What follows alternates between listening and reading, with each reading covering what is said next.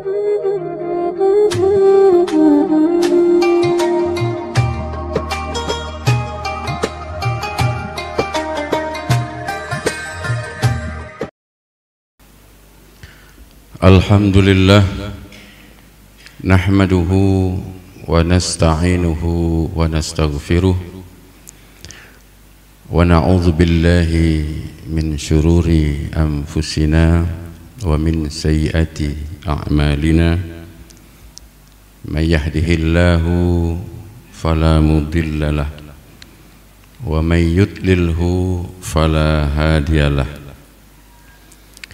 Asyhadu an la ilaha illallah wahdahu la syarikalah wa asyhadu anna Muhammadan abduhu wa rasuluh alladzi la nabiyya ba'dah.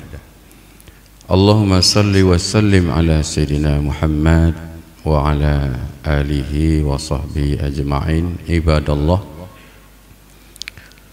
usikum wa iyaya bitaqwallah faqad fazal muttaqun. Qala Allah Ta'ala fil Qur'anil Karim, a'udzu billahi minasy syaithanir rajim. Bismillahirrahmanirrahim.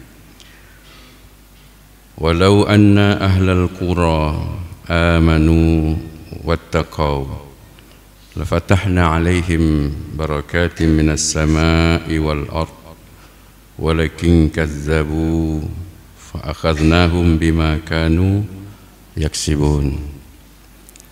وقال النبي صلى الله عليه وسلم بلغوا عني walau ayah. Hadirin sidang jamaah salat Jumat yang dimuliakan Allah Subhanahu wa taala, bersyukur kita kepada Allah Subhanahu wa taala karena pada hari ini kita masih diberi oleh Allah nikmat sehat, sehat jasmani dan sehat rohani. Dan juga kita diberi oleh Allah nikmat panjang umur sehingga kita bertemu dengan tahun 2022 ini sudah hampir berakhir. Dan kita semuanya tentunya berharap panjang umur dan bisa jumpa dengan tahun baru 2023. Mudah-mudahan Allah panjangkan umur kita, tapi dalam rangka kita menambah ketaatan kepadanya dan menambah bekal hidup kita.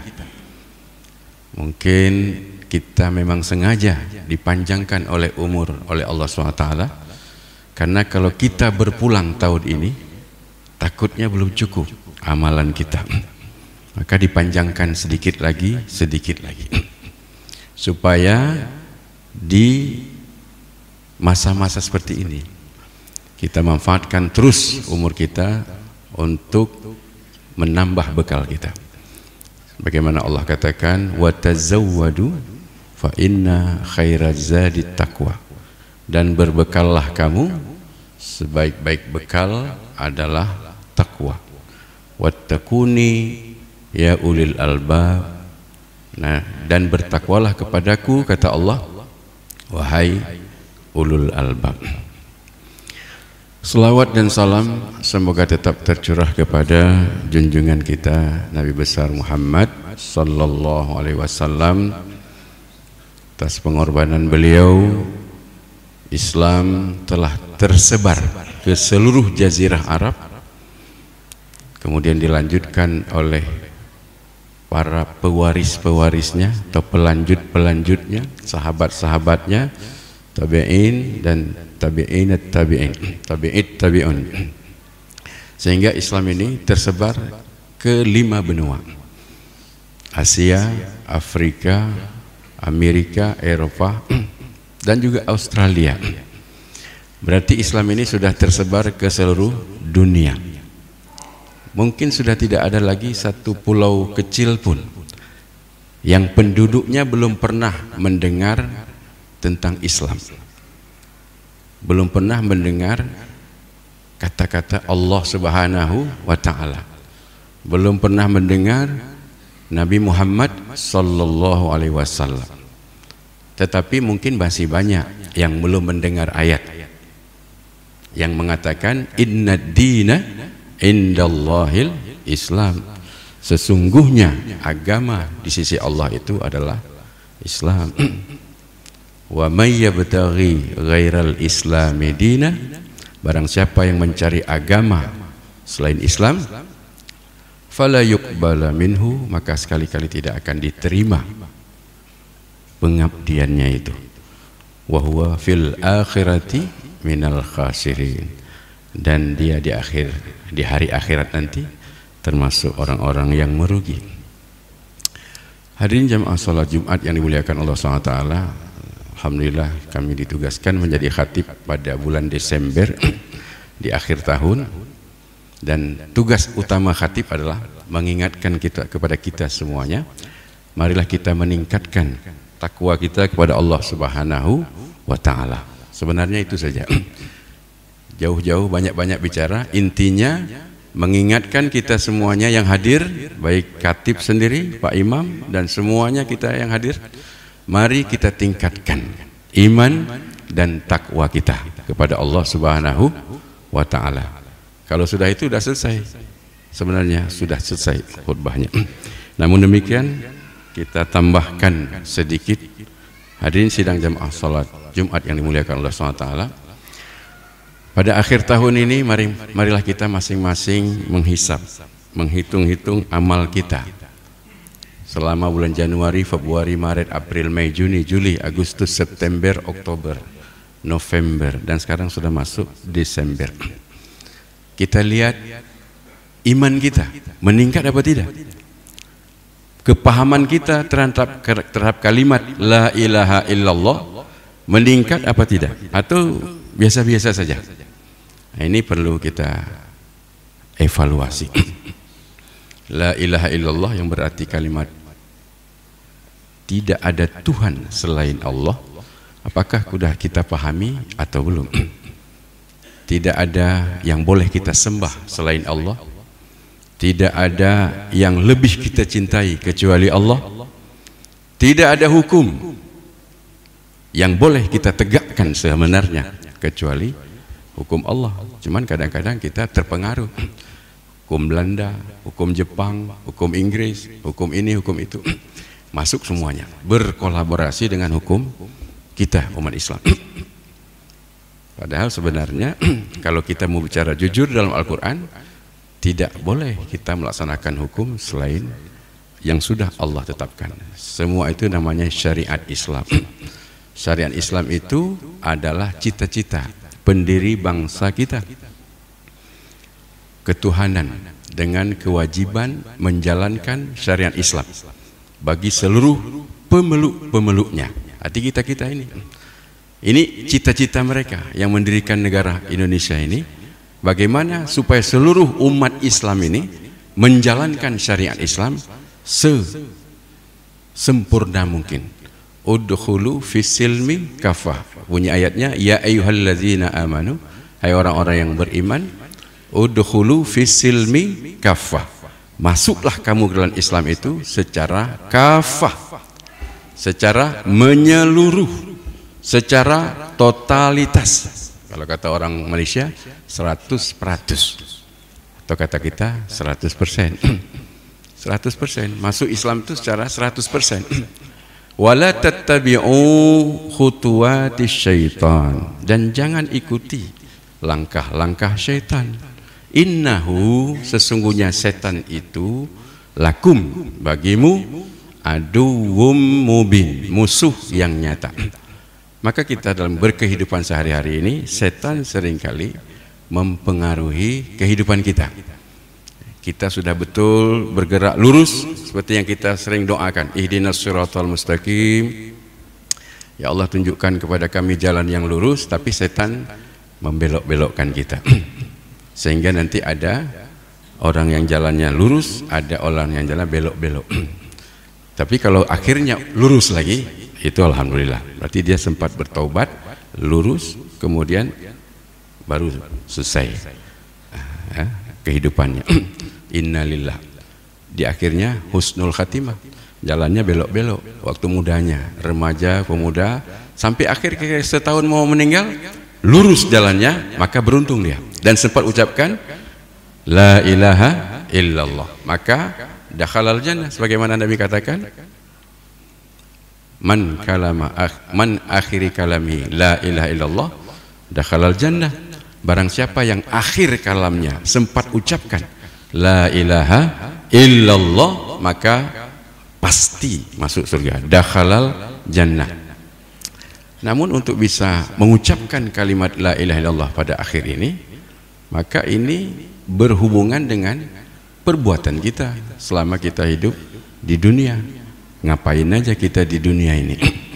Tapi kalau kita memang lurus-lurus saja, insya Allah disuruh sholat, kita sholat. Suruh sholat tepat waktu, sholat tepat waktu. Suruh sholat berjamaah, berjamaah kita. Nggak ada bantah-bantah. Suruh sholat di masjid atau di tempat di mana azan dikumandangkan, ikut kita. Maka ini insya Allah calon-calon pada akhir hayat nanti akan mampu mengucapkan kalimat la ilaha illallah. Karena memang sholat ini penting. Dalam surat Al-Ankabut ayat 45 Allah katakan, utlu ma uhiya ilaika minal kitab, bacakan wahai Muhammad apa yang telah diwahyukan kepada kamu dari Alkitab, maksudnya Al-Quran. Wa aqimis sholah, dan dirikan sholat. Inna sholata tanha anil fahsya'i wal munkar, sesungguhnya sholat itu dapat mencegah seseorang daripada perbuatan keji dan mungkar. Jadi bukan sedekah, sedekah bagus juga, tapi tidak mampu mencegah perbuatan keji dan mungkar. Puasa bagus juga, tapi belum tentu mampu mencegah perbuatan keji dan mungkar. Kalau kita kembali ke Al-Ankabut 45, yang mampu mencegah seseorang dari berbuat keji dan mungkar adalah sholat. Namun ada juga ayat yang berkata, seandainya seseorang ditunda kematiannya, apa yang dia lakukan? Dia ingin bersedekah dan beramal soleh sebanyak-banyaknya. Sehingga dikatakan, ya Tuhan, tundalah kematian saya sebentar saja, saya mau bersedekah nih, saya mau bersedekah dan saya mau beramal soleh sebanyak-banyaknya. Nah ini hadirin jemaah sholat. Jadi la ilaha illallah itu kalimat iman, sholat itu kalimat amal. Maka penting dua hal ini, iman, amal. Iman, amal, meningkat terus, kita tingkatkan terus. Dalam hal sholat ini, maka kita ingat beberapa sabda Rasulullah SAW. Antara lain Nabi bersabda, awwalu ma yuhasabu bil abdu yaumal qiyamati as-shalah. Amal yang pertama kali nanti dihisab di hari akhir nanti adalah sholat. Kalau sholatnya bagus, insya Allah puasanya, sedekahnya, itunya, itu dan lain-lainnya, amal-amal soleh yang lain menjadi berarti. Tapi kalau sholatnya hancur, amburadul, maka kita khawatirkan, walaupun dia pernah membangun masjid seorang diri, dikhawatirkan Allah tidak terima karena enggak sholat. Ini jadi kalau kita dikubur, kita ditanya tentang iman. Siapa Tuhanmu? Siapa nabimu? Apa kitabmu? Tanya sama malaikat. Siapa saudara-saudaramu? Nah, itu kita sudah hafal sekarang, tapi dikubur belum tentu bisa kita jawab kalau kita tidak terapkan dalam kehidupan kita. Mudah-mudahan kita semua mampu menjawab. Tapi kalau orang yang sudah mampu menjawab semua pertanyaan malaikat dalam kubur, maka dia tidurnya nyenyak. Tidurnya bagai pengantin baru. Pokoknya tiba-tiba sudah hari akhir saja. Tanda-tanda orang masuk surga sudah dimulai sejak di dalam kubur, bahkan sejak kematiannya. Sejak kematian, bahkan sejak kehidupan panjang dalam kehidupan ini sudah nampak. Hadirin jemaah salat Jumat yang dimuliakan Allah SWT, ada hadis yang lain lagi tentang salat ini. Apa katanya? Kata Nabi,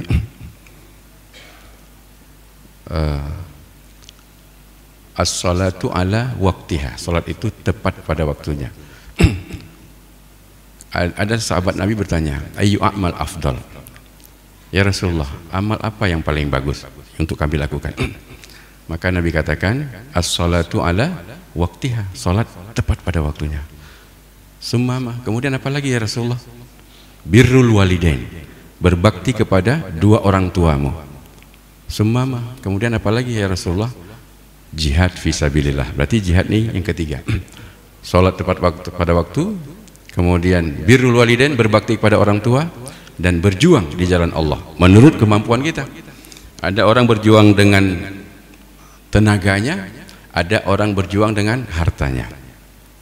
Yang sebaiknya bagaimana? Bi amwalikum wa anfusikum, dengan hartamu dan dengan dirimu, memperjuangkan agama ini. Kemudian ada hadis yang agak keras sedikit tentang sholat ini, tapi perlu juga sekali-sekali kita dengar. Man taraka sholata muta'ammidan, barang siapa yang meninggalkan sholat dengan sengaja, faqad kafara jiharan, maka dia adalah kafir yang nyata. Oleh karena itu marilah Bapak jamaah sholat Jumat yang dimuliakan Allah SWT, kita terus menerus memperbaiki amal-amal kita sambil kita berhitung-hitung tahun ini bagaimana dibandingkan dengan tahun yang lalu.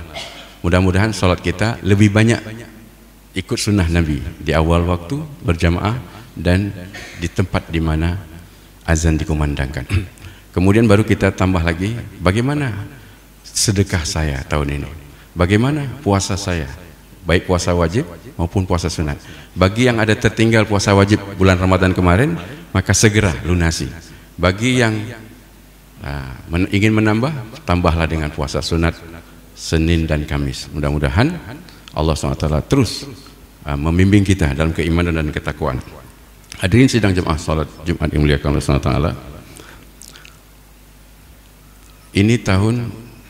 ini bulan Desember, kita mengingat peristiwa Desember 2004 yang lalu, di mana Allah telah memberikan satu, ya boleh katakan satu, menunjukkan kepada kita satu kekuasaannya. Bagaimana Allah membuat kita terkejut dengan gempa bumi skala 8,9 Richter, ada yang mengatakan 9,2 Richter, dan gempanya itu tidak sebentar, lama, yang berpotensi mengakibatkan tsunami. Mungkin orang-orang yang belajar tentang pantai, tentang kelautan, maka dia tidak apa namanya, mungkin sudah biasa dia mendengarkan istilah tsunami.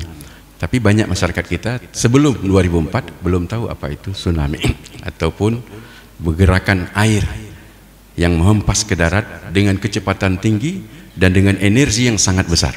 Berapa kecepatannya? Para ahli ada yang mengatakan kecepatannya itu 800 km per jam. Bayangkan dari Andaman, dari Nicobar sana hanya 15 menit sudah mencapai Pulau Sumatera atau Uleli. 15 menit. Berarti dia kecepatannya 800 km per jam. Jaraknya sekitar 200 km hanya dalam waktu 15 menit. Ini kecepatan tsunami, dan dia membawa energi yang sangat besar. Kalau pakai rumus energi kinetik, mungkin orang mengatakan setengah massa kali kecepatan dikuadratkan, setengah mv kuadrat. Ini orang-orang belajar fisika tentu mungkin masih ingat bagaimana energi tsunami itu mampu mencabut benda-benda yang kokoh, rumah-rumah yang berdiri dengan kokoh, gedung-gedung yang kokoh tercerabut sampai ke akarnya dengan sebuah energi yang sangat besar. Kita ingin menggambarkan memang luar biasa tsunami itu, tapi yang penting apa?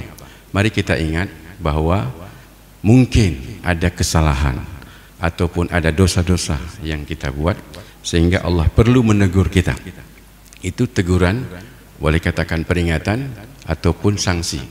Tapi walaupun ada yang mengatakan juga itu ujian Allah buat kita, terserah bagaimana kita mensikapi itu. Maka yang terpenting bahwa sebagaimana Allah katakan, walau kana ahlal qura amanu wattaqau lafatahna alaihim barakatun minas sama'i wal ardh. Seandainya penduduk negeri-negeri ini mau beriman dan bertakwa kepada Allah, maka akan kami bukakan pintu-pintu rahmat kepada mereka. Walakin kazzabu, pada ujung ayat itu ada kata-kata walakin kazzabu, tapi mereka kebanyakannya mendustakan. Fa akhaznahum bima kanu ya'malun, maka kami beri dia hukuman karena amal mereka, karena perbuatan mereka. Mudah-mudahan tsunami tidak akan pernah terjadi lagi di Aceh, tetapi belum tentu Di Indonesia ini tidak terjadi. Boleh jadi tidak terjadi di Aceh, tapi terjadi di tempat lain. Nah, kita berdoa supaya jangan lagi terjadi, karena memang dampaknya luar biasa. Dan hukuman Allah ini bukan hanya dalam bentuk gempa dan tsunami, bisa saja banjir bandang, bisa saja bentuk-bentuk yang lain.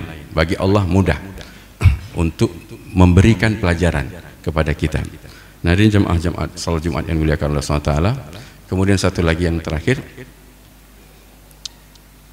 menjelang 24 Desember atau 25 Desember atau tahun baru 1 Januari nanti, maka dihimbau kepada kita semua umat Islam untuk tidak ikut-ikutan meramaikan ibadah ritual mereka. Enggak usahlah tiup-tiup trompet, enggak usahlah kita bersibuk-sibuk membuang waktu, kita biasa saja, seperti biasa saja. Zikir-zikir, baca Quran, sholat, kalau mau ada pengajian silahkan. Nah, itu mungkin lebih bagus daripada kita ikut-ikutan acara-acara mereka yang enggak ada manfaatnya buat kita. Tapi mereka merasakan bahwa umat Islam ini seolah-olah mendukung dia. Nah, tapi kita seharusnya umat Islam ini diberi kesadaran. Kita enggak perlu heboh-heboh kepada ikut-ikut acara mereka. Satu lagi yang terakhir, ada sebuah cerita, mudah-mudahan ini bisa kita ambil pelajaran. Ada seorang ayah meninggalkan 3 orang putranya, yang satu Anis, yang satu Harben, yang satu Amsol. Si ayah ini terlalu peduli kepada Anis dan Harben, tidak peduli kepada Amsol, sehingga ketika mau meninggal dunia, dia panggil ketiga anaknya, wahai anakku, siapa di antara kalian yang mau menemani ayah, yang mau menemani ayah di dalam kubur? Maka si Anis dan si Harben ini menyatakan, kami tidak siap. Kata si Amsol, saya siap. Amsol. Kenapa? Karena Amsol itu adalah amal soleh, sedangkan Anis anak istri dan Harben itu harta benda. Mereka tidak siap untuk sampai ke kubur. Yang siap siapa? Amal soleh. Maka perbanyaklah amal soleh kepada kita, bagi kita semuanya. Demikian saya kira khutbah Jumat kita pada hari ini. Kita ulang sedikit khutbah. Alhamdulillahirabbil alamin, wassalatu wassalamu ala asyrafil anbiya'i wal mursalin wa ala alihi wa sahbihi ajma'in. Asyhadu an la ilaha illallah wahdahu la syarikalah wa asyhadu anna Muhammadan abduhu wa rasuluh alladzi la nabiyya ba'dah. Allahumma shalli wa sallim ala sayyidina Muhammad wa ala alihi wa sahbihi ajma'in. Ibadallah, usikum wa iyaya bitaqwallah faqad fazal muttaqun. Qala Allah ta'ala fil Qur'anil Karim, a'udzubillahi minasyaitonir rajim. Bismillahirrahmanirrahim. Inna a'tainakal kautsar fashalli lirabbika wanhar inna syani'aka huwal abtar. Barakallahu li wa lakum fil Qur'anil Karim wa nafa'ani wa iyyakum bima fihi wa dzikril hakim wa taqabbalallahu minni wa minkum tilawatahu innahu huwas samiul alim.